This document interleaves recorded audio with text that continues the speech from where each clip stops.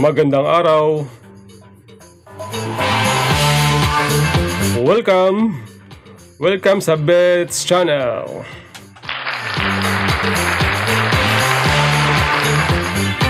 Shoutout nga pala, shoutout sa aking mga subscriber. Maraming salamat po sa inyong suporta. Maraming salamat sa inyong mga kagandahang puso. Ay sana po kayo ay pagpalain ng Panginoon Diyos. Ayun. Thank you very much.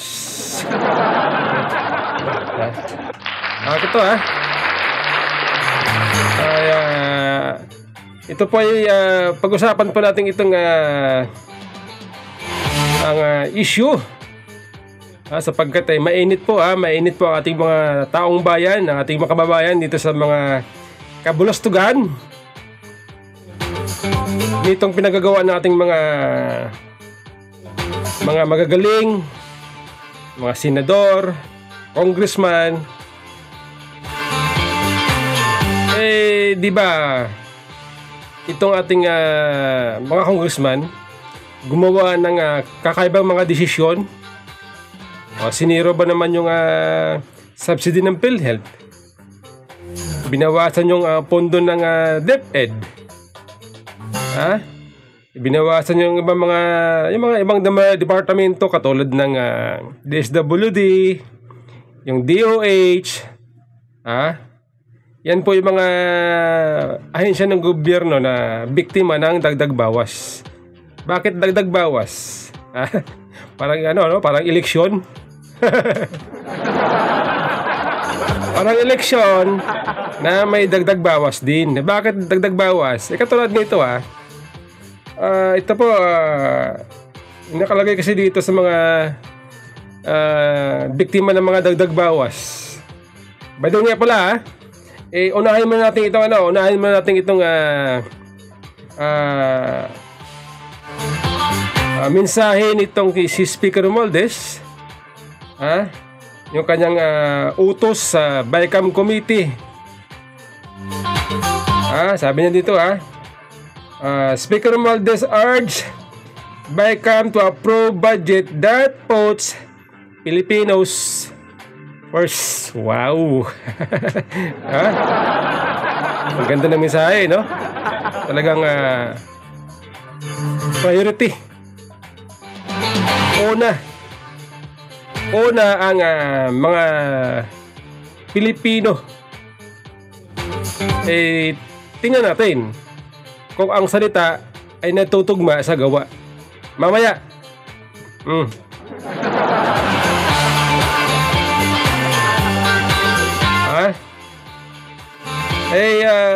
Ito katulad nito yung ahensya na biktima ng dagdag bawas. Sabi ko sa inyo parang election din ito ito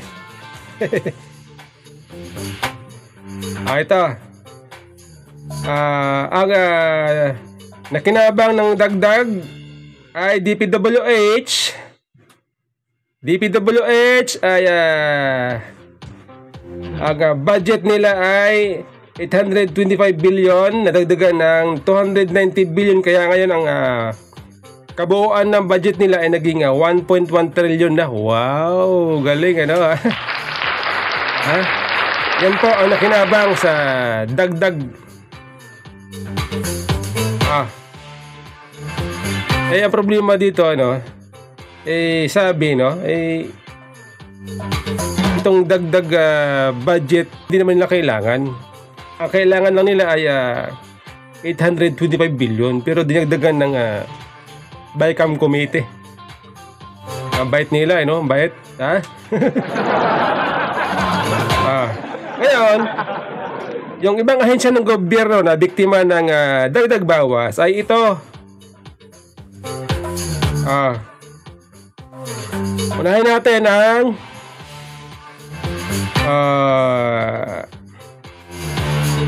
DOH. Siyempre, nauna pala dyan ang PhilHealth.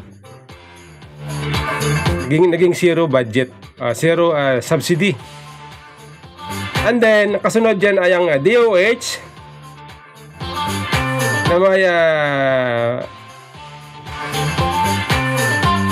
budget cut na to 25.8 billion. Yan po ang binawas sa DOH. Tapos ang kasunod dyan, calamity funds. Yan po ang mga biktima ng dagdag bawas. Okay.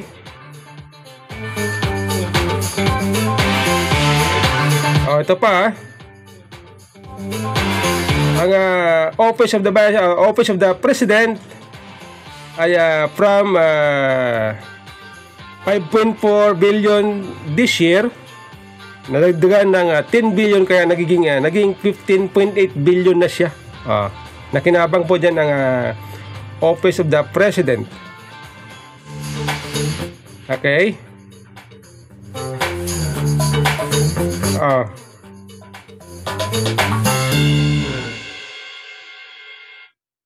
And then yung DepEd nabawasan din ng 10 billion. Para sana yon sa computer program ng DepEd, kaso binawasan ng 10 billion nitong BICAM committee. Okay, ngayon dahil doon sa budget cut na 10 billion para sana sa computer program ng DepEd, ay nagreklamo itong si Secretary o DepEd Secretary Angara. Kasi kailangan daw nila yun siyempre malaking bagay yun para sa pag-aaral ng mga bata. Kaso tinanggal ng mga congressman, ng mga mababatas. Sama-sama sila dyan, congressman, senador. Ngayon, dahil nagreklamo itong si DepEd Secretary Angara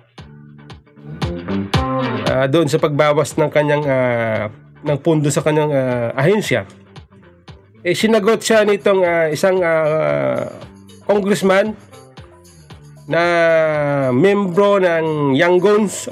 Young Guns ba? Young Guns? O Young Guns?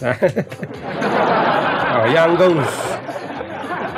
Ay, ang katwiran nitong isang congressman na Young Guns, kaya daw nila binawasan itong tinanggal itong 10 billion para sa computer program ng DepEd dahil daw sa problema nakakagawa ni dating DepEd Secretary Inday Sara Duterte. Ang lupit, ano? Ang lupit ng katwiran, ang lupit ng palusot. Di ba si VP Sara ay 5 buwan nang wala sa DepEd? Bakit siya pa rin tinuturo ng dahilan kung bakit tinanggal o binawasan ng pondo ang DepEd? Lahat na lang ba may kasalanan si Sara Duterte? Wala na bang iba? Wala na bang maituro?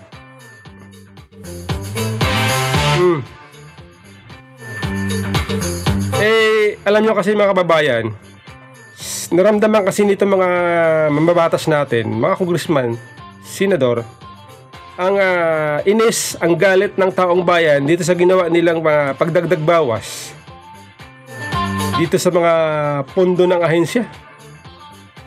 Diba, nagalit ng taong bayan yan sapagkat yung mga pinagagawa nila, yung mga binawasan nila, ito mga ahensya na mas kailangan ng tao. Yung calamity, kailangan yan.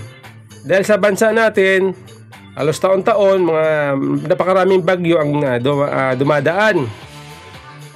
Kaya kailangan ang pundo para sa calamity. Tapos binawasan. Binawasan nila. Tulad ng PhilHealth. Para yan sa pakinabangan ng ating mga kababayan. Siyempre, may mga sakit. Pag wala pang pag-abot, paano ngayon? Di siyempre mamamatay. Dapat yun mga yun, ano dapat yun? Priority ng gobyerno dapat yung kalusugan ng ating mga kababayan. DepEd o DSWD, yung mga iyan ay yan ang mga ahensya na mas kailangan sana para sa tao.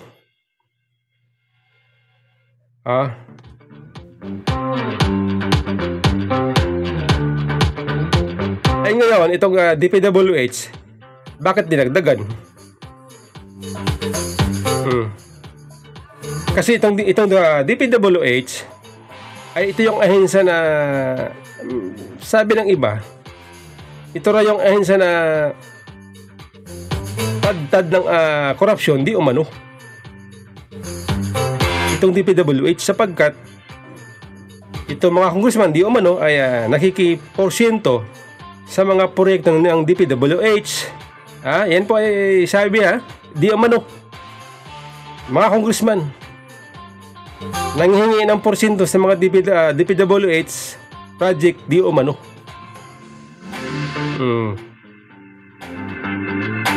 Kaya siguro ang pundo ng DPWH lumubo kahit hindi naman nila na hinihingi. Siyempre hindi natin maiwasan magduda kung bakit, diba? So dahil dyan, nagalit ang mga tao, ang taong bayan. Biro nyo ba naman sa Senado, ang palusot, kung bakit binawasan natin ang siniro budget nila itong PhilHealth. Ang palusot kasi nga gusto nilang parusahan ang mga official ng PhilHealth. Ang problema, ang tao matalino matatalino ang mga tao. Sabi nga ng taong bayan, kung nagkamali, kung may pagkukulang itong mga official ng PhilHealth, dapat sila ang tanggalin, palitan ng mas deserving na empleyado, yung nagtatrabaho na nag-iisip. Bakit ang taong bayan ang pahirapan? Tama po ito ating mga kababayan, at maging inyong lingkod, ganoon din po ang pananaw dito sa ginawa ng mga congressman at mga senador. Ngayon, dito sa issue ng DepEd naman, ang tinuturo naman si Sara Duterte, si Vice President. Kita nyo? Ampaw po ang palusot nito mga mamabatas natin. Ginagawa tayo mga tawag doon, tanga-tanga ba? Ginagawa tayo mga bubo. Naganap na laman ng lusot, ampaw pa. Akalain mo isisi mo kay Duterte, kay Inday Sara, ang tagal niya nang wala.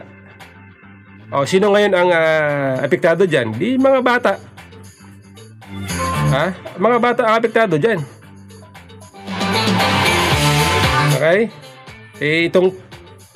Itong Office of the President, lumubo ang pondo. Saan dadalhin yan? Yung AKAP, lumubo ang pondo. Saan dadalhin yan?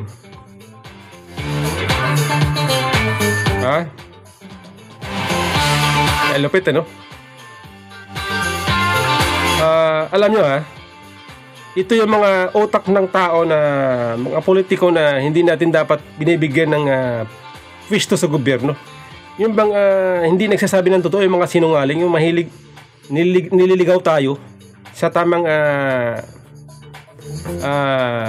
dahilan para sila maligtas, para mailigtas nila ang kanilang mga sarili sa galit ng taong bayan. Ituturo nila kung sino-sino, pero sila may gawa. Malupit, ano? Ganyan po sila, kabalasubas. Ito basahin ko itong sinabi nitong isang congressman na membro ng Young Guns. Ito basahin ko lang.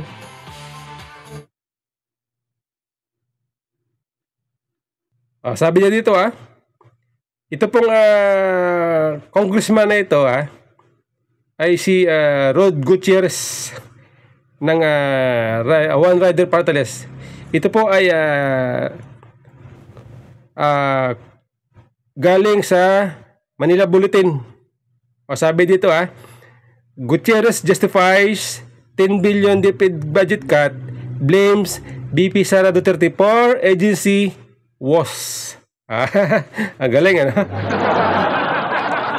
Katulad din sinabi ko, 5 buwan na po si BP Sara wala sa DepEd, pero siya pa rin ang tinuturong dahilan kung bakit binawasan ng pondo ang DepEd. Okay? Dahil daw sa problema na dulot ni BP Sara sa DepEd, yun daw ang dahilan. Bulahin yung lilang nyo. Malamang nataranta sila sa galit ng taong bayan, wala silang maidahilan, ang naisip nila si BP Sara na lang. Isa na namang uri ng diversionary tactic nito mga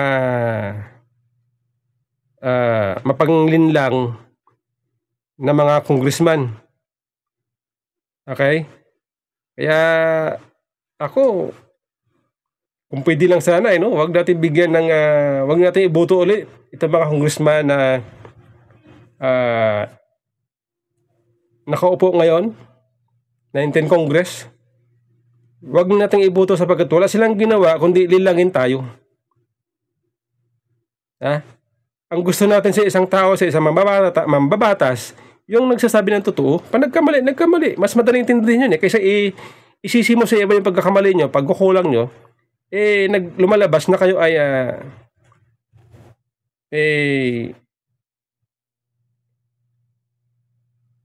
hindi marunong tumanggap ng pagkakamali nyo. Pag ganyan po klaseng tao, hindi yan totoo na maglilingkod sa bansa, sa bayan. Di po ba? Ito. Palagay nyo, mga kababayan, itong sinabi ni Romualdez. Itong kanyang paalaala sa BICAM Committee. Sabi dito, ulitin ko ang sinabi niya. Speaker Romualdez urged BICAM to approve budget that puts Filipinos first. Sa palagay nyo, mga kababayan, nagtutugma pa ang sinasabi sa ginagawa. Put Filipinos first. Nagtutugma ba? O matamis lang ang pananalita pero ang resulta ng gawa mapait. Mapait. Ang resulta ng trabaho mapait pero ang pananalita matamis. Sa makatuwid, isang uri ng panlilinlang, pambubudol sa kaisipan ng taong bayan. Diba kasi iba yung outcome iba yung kalalabasan ng trabaho na kanilang ginawa. Kung Filipino first, di ba dapat mas ikakatuwa, mas saya ang Pilipino?